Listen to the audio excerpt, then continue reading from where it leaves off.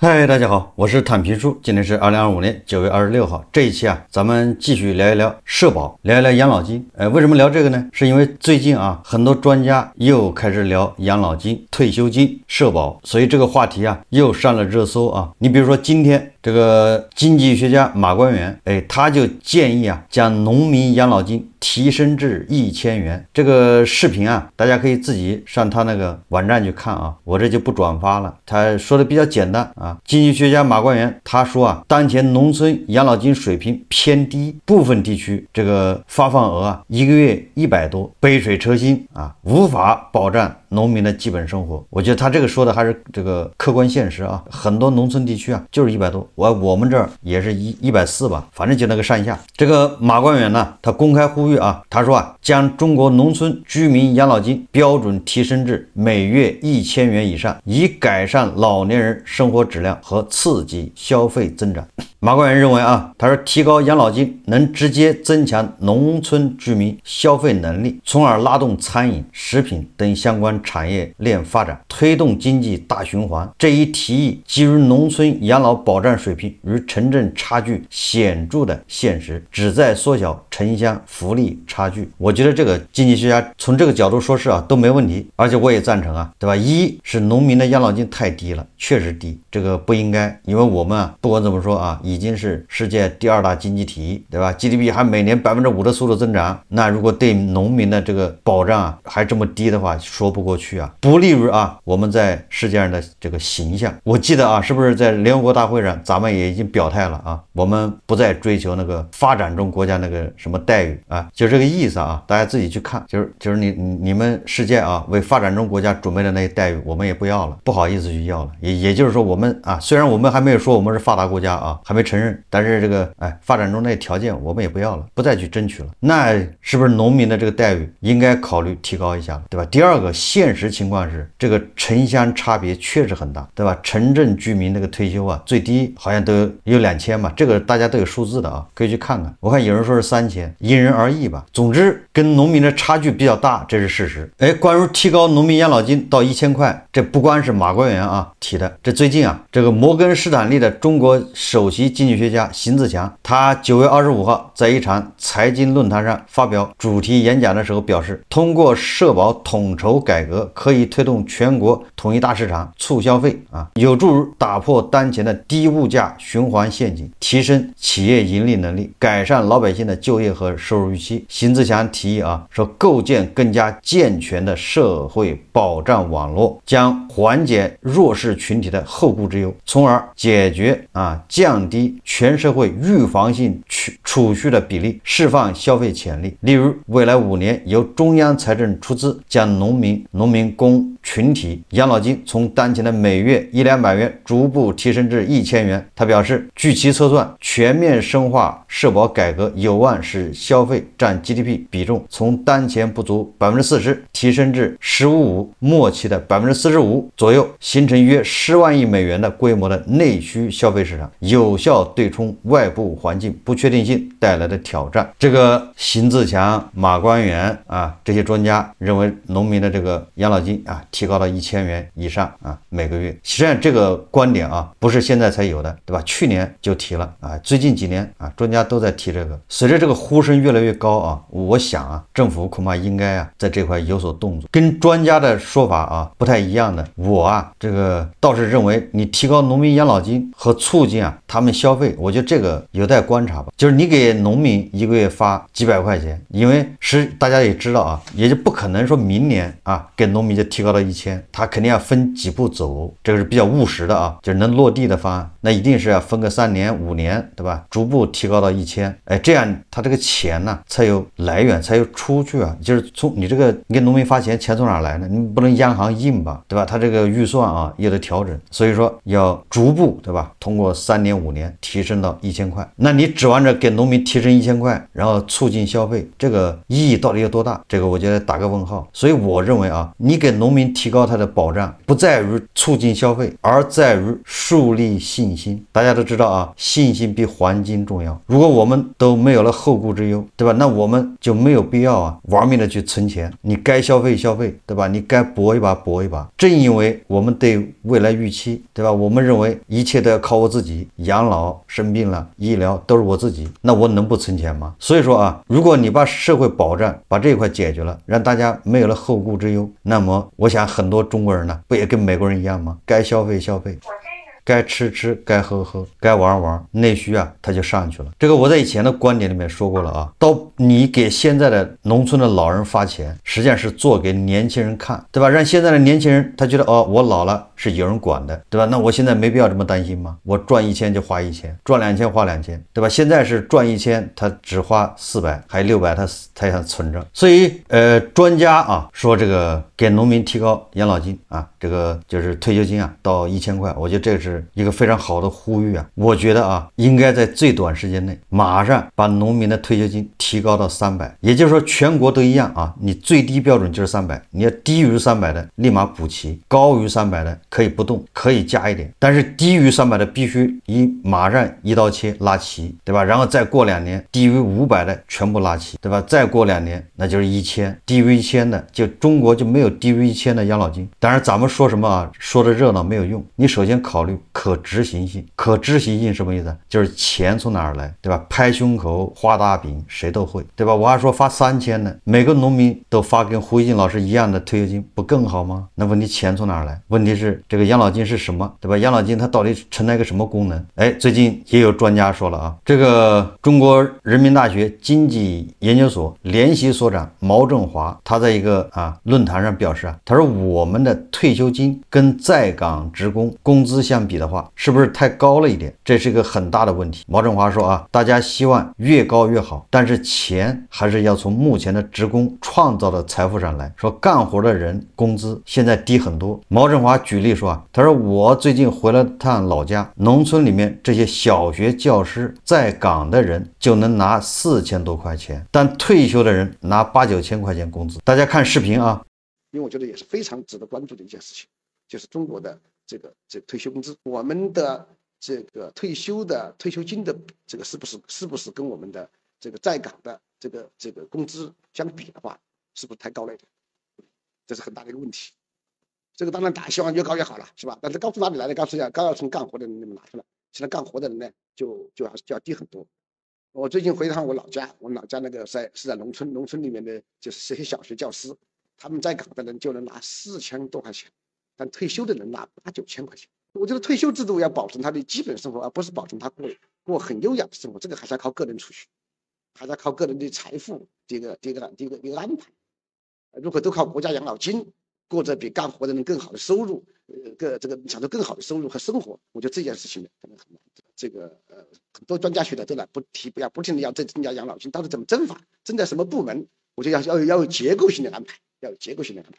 在毛正华看来啊，退休制度要保证了人们基本生活，而不是保证他们过优雅的生活，或者叫优越的生活。那过这种好的生活，对吧？优雅的生活还是要靠个人储蓄，靠个人的财富安排。他说啊，如果都靠国家养老金，退休群体比干活的人享受更好的收入和生活，我觉得这件事可能很难持续下去。也就是咱们的这个养老金啊，恐怕就要出现亏空，难以为继。实际上，这个毛正华他的观点呢，跟我的观点不谋而合就这一块我记得我以前也说过，对吧？这个你养老金到底要干什么？所以大家就会问呢，你比如说给这些胡一金老师，你给他发那么多退休金有什么意义呢？你的目的是什么？对吧？毛正华他也认为你这个养老金对吧？退休金实际上是给你一个基本的生活保障没有关系你有很多人在工作中取得了非常大的贡献，给国家对吧做出了很多这个不可磨灭的贡献，没有关系。那这些在你上班的时候已经从你的工资和待遇里面体现出来了。退休了，那大家都不做贡献了。所以我们对吧，农民退休他也不做什么贡献啊，这个工人退休、干部退休他都没有，还有科学家退休，对吧？退休了，那我们就差不多了，差不多呢，我们的待遇也应该差不多。所以这里面涉及了2个问题，一个这个人做了很大的贡献，那他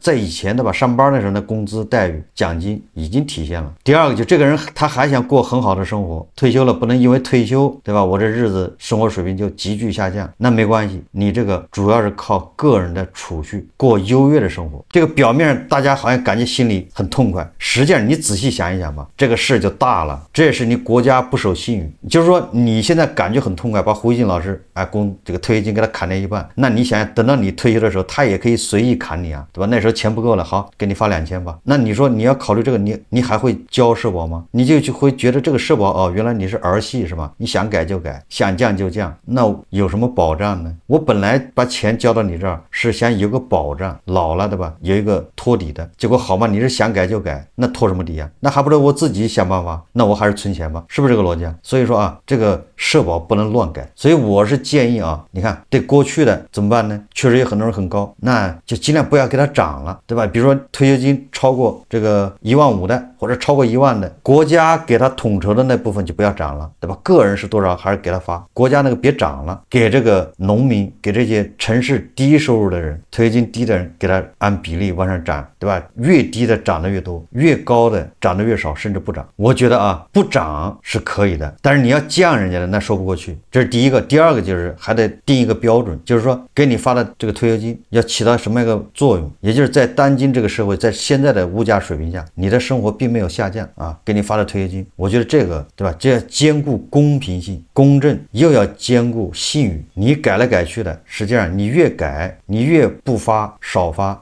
现在大家不领退休金的人看着很舒服，因为咱们这个退休金啊，咱们社保是这个现缴现付是吧？就简单来说，就是我们现在在交社保，然后给那个退休的人发工资，对吧？给胡一金老师发工资，这个时候如果说给他们少发一点，这个那咱们交社保的人看着感觉很过瘾，很这个感觉很舒服。实际上呢，你想一想啊，等到你退休的时候也可以随便改，这就不合适了，对吧？这个实际上就陷入一个叫塔西佗陷阱。这个社保啊，你要退休金往下降，一定要小心，涨没关系，这会涉及到一个信誉。一旦你现在本来就好多人对社保已经产生怀疑。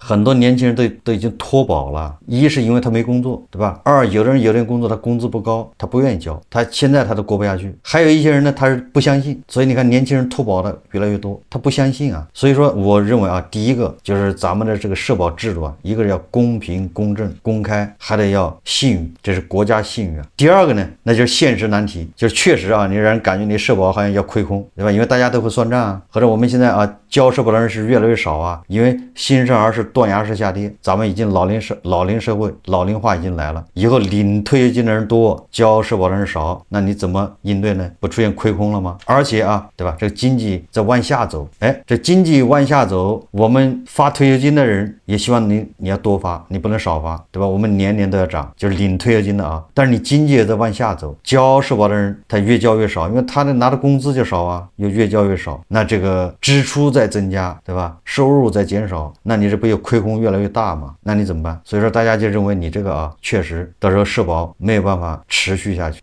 大家就怀疑越怀疑他就越不愿意交，对吧？就越加剧你这个困难。所以说来说去又涉及到什么？社保这块怎么样开源节流？开源那就是说你不能光指着这个现在上班的人交社保来支付，你还得想着怎么样理财，对吧？就是这个社保基金还没花掉的这个池子，通过理财让它不断的壮大。你比如说吧，社保基金里面有一部分钱投到胡适，但这个还可以据说社保基金是年化好像是7%还是8%，就是从它投资以来到现在收益反正你散户赔不赔钱没人管，社保基金是赚钱的，年化7%，好像是这样。反正这个还不够那就把国有股，对吧？中石油、中石化、中国移动、工商银行，你划拨到社保基金里面去，充斥了社保基金。你比如说工商银行，它那10%的股份对应的收益，那就是给社保基金直接划过去。中国移动，对吧？你收入的20%直接接就划到社保基金，有的是办法，对吧？就看他愿不愿意。这第一个啊，给他开源就是这些啊，一个理财，一个是通过把国有股啊收益权益划转。那节流呢？节流不是说给胡锡进老师少发，对吧？扣胡锡进老师的这个退休金，节流是指你把那些不该发的停掉，对吧？那些乱象，什么11岁就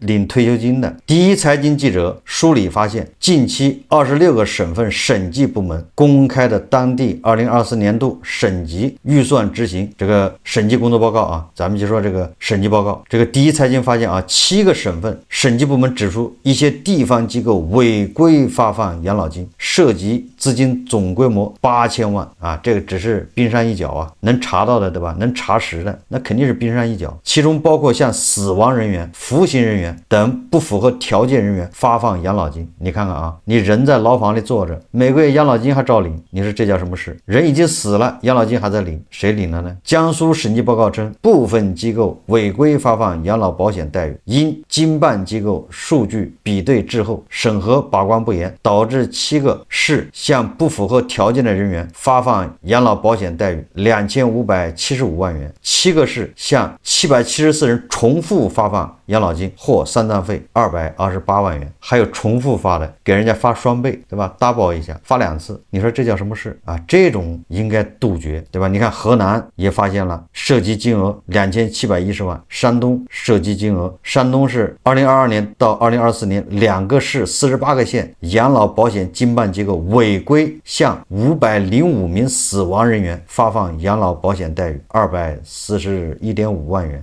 这500多个人都已经死了，孩子给他发养老保险，就是发退休金啊。吉林审计报告称，2市违规向已死亡、服刑等15名不符合条件人员发放养老保险待遇34.4万元。你看北京啊，连北京都有这事啊。北京审计报告指出，区级社保经办机构未严格审核，向284名服刑死亡人员账户发放基本养老金等1954万元，向死亡工伤职工发放生活福利费、护理费啊17万元。各个地方啊，多少都有这样的问题，这个还9年1毛，对吧？这些就要节流，就要杜绝。咱们刚才说开源你得通过投资啊，通过国有股划转啊，你不能通过无限制提高这个社保基数，对吧？你让这个现在上班的这些人越交越多，压力越来越大，那退保的、断保的那就会越来越多。我们当前的现象啊，普遍现象是领1万块钱退休金的人越来越多。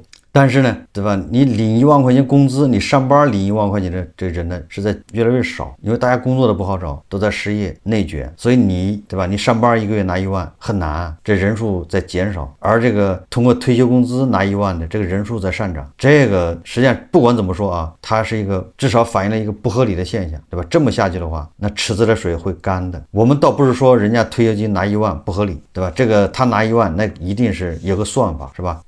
那退休金拿1万合理，那你上班工资拿不到1万，那这个就是绝对不合理，那就说明经济出问题了，对吧？也不做调整，那后面是不以人的意志为转移，对吧？你这个池子就要干，因为未来这个拿1万的人越来越多啊，这个因为老龄化呀，而这个交钱的人是越来越少啊。第二个，它也打击这个当下的社会这个就是积极性啊。那很多年轻人累死累活的拿个4、5千，对吧？他的积极性就没有了，他会有怨气。也就是给这个人发退休金啊，不仅要纵向比，就是他上班的时候和他退休之后，对吧？这种纵向比，还得要横向比，就是他跟他周围的这些人，对吧？现在正在上班的和以前退休的，就是横向也要比较一下，对吧？纵向也要比，尽量让它越来越合理，对吧？又不影响社保的信誉，对吧？在这一点上面，可以学一学这个阿根廷的米莱嘛，公务员队伍该缩编的缩编，对吧？该减的减，那些不要的这个宣传机构啊，该私有化，该让他们自己，对吧？市场化。退休的总统那待遇就跟普通公务员一样，你想他要这么一整的话，这就节流得节多少钱呢？人社部副部长李忠他说我们基本养老保险基金连续8年正收益。人社部副部长李忠在国新办发布会上表示，基本养老保险基金实现稳健增值，“十四五”期间持续扩大委托规模，提升投资收益。目前基本养老保险基金投资资运营规模2.6万亿，比“十三五”翻了一番。基本养老保险基金自2016年底启动投资运营以来，连续8年实现正收益，年均投资收益率5.15%，较好实现了保值增值目标。你想想，这个基本养老基金啊，它投资不光是说股市啊，股市只占了很小一部分，对吧？它投的这个范围广了，